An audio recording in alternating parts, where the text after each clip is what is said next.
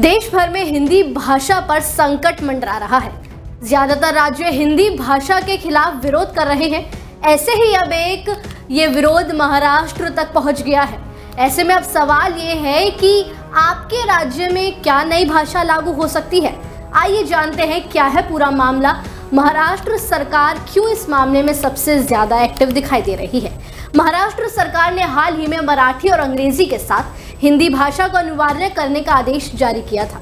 तीसरी भाषा के रूप में हिंदी को अनिवार्य किए जाने के खिलाफ राज ठाकरे, उद्धव ठाकरे खुलकर उतर आए हैं। सरकार ने पहली तीसरी भाषा के रूप में हिंदी को वैकल्पिक किया था और अब इससे संबंधित आदेश वापस ले लिया है। महाराष्ट्र कोई पहला राज्य नहीं है जहां लैंग्वेज पॉलिसी का विरोध हुआ है। तमिलनाडु पहले से ही इस फॉर्मूले के विरोध में है। सवाल ये है कि 3 लैंग्वेज पॉलिसी राज्य दर राज्य सियासत की शिकार क्यों हो रही है। तमिलनाडु सरकार ने इसे लागू करने से ही इनकार करते हुए केंद्र सरकार के खिलाफ मोर्चा खोल दिया है। वहीं अब महाराष्ट्र सरकार को इसे लागू करने का आदेश जारी उसे वापस लेना पड़ा है।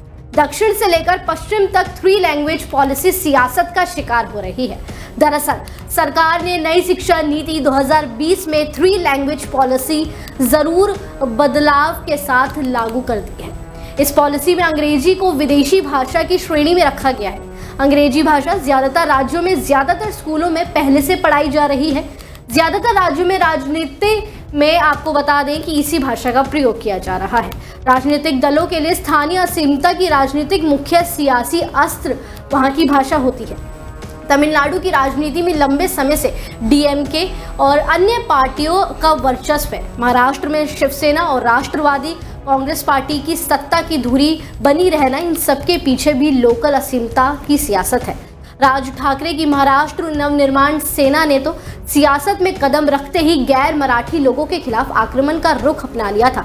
ऐसे में क्या आपको लगता है कि महाराष्ट्र में हिंदी को एक अच्छा दर्जा दिया जा सकेगा, जिसका उससे पहले चुनाव में फायदा नहीं मिला था इस बार ठाकरे सरकार को। हालांकि बाद में मराठी और गैर मराठी की राजनीति कमजोर पड़ती गई और राज ठाकरे की पार्टी भी। तमिलनाडु की बात करें तो तमिलनाडु को आज़ादी के ठीक बाद से ही हिंदी विरोधी माना जा रहा है। महाराष्ट्र में भी 3 लैंग्वेज पॉलिसी लागू करने के आदेश पे राज ठाकरे की एमएनएस और उद्धव ठाकरे की शिवसेना को मराठी पॉलिटिक की पिच पर खुद को फिर से खड़ा करने का और बीजेपी और उसके सहयोगियों को घेरने का सियासी मौका नजर आ रहा है।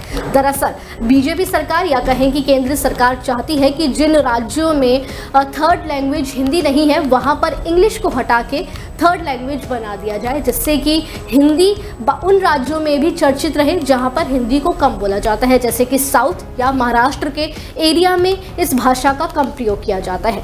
यही वजह है कि दोनों दलों ने सरकार की इस पॉलिसी के खिलाफ 5 जुलाई को मोर्चे का ऐलान कर दिया, क्योंकि अगर एक बार फिर हिंदी का वर्चस्व महाराष्ट्र या तमिलनाडु जैसे एरियाज में आता है तो देखने को मिल सकता है कि उद्धव ठाकरे या तमिलनाडु की जो लोकल पार्टीज हैं वो अपना वर्चस्व खत्म कर सकती हैं या लोग उनके वर्चस्व पर एक बार फिर सवाल खड़े कर सकते हैं। अब जब सरकार ने आदेश वापस ले लिया है तब दोनों दल विक्ट्री परेड निकालने की तैयारी में जुट गए हैं। हाल ही में बीजेपी सरकार ने महाराष्ट्र में 3rd लैंग्वेज को हिंदी का दर्जा दिया था, जिसके बाद अब उन्होंने इस फैसले को वापस ले लिया है और अब दोनों विपक्षी पार्टी महाराष्ट्र में एक विक्ट्री परेड निकाल रही है।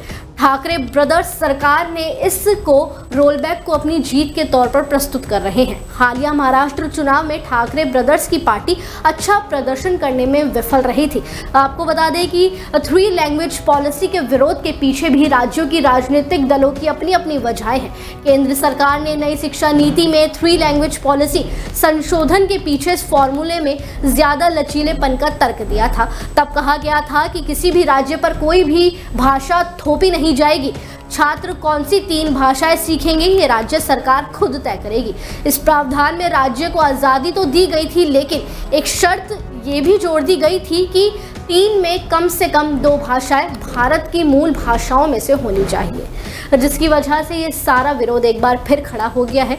भाषा को लेकर आपका क्या मानना है? क्या आपको भी लगता है कि हर राज्य में हिंदी अनिवार्य होनी चाहिए लोकल भाषाओं के साथ? हमें कमेंट सेक्शन में ज़रूर बताएं और इसी तरह जुड़े रहें डेली 24 भारत के साथ।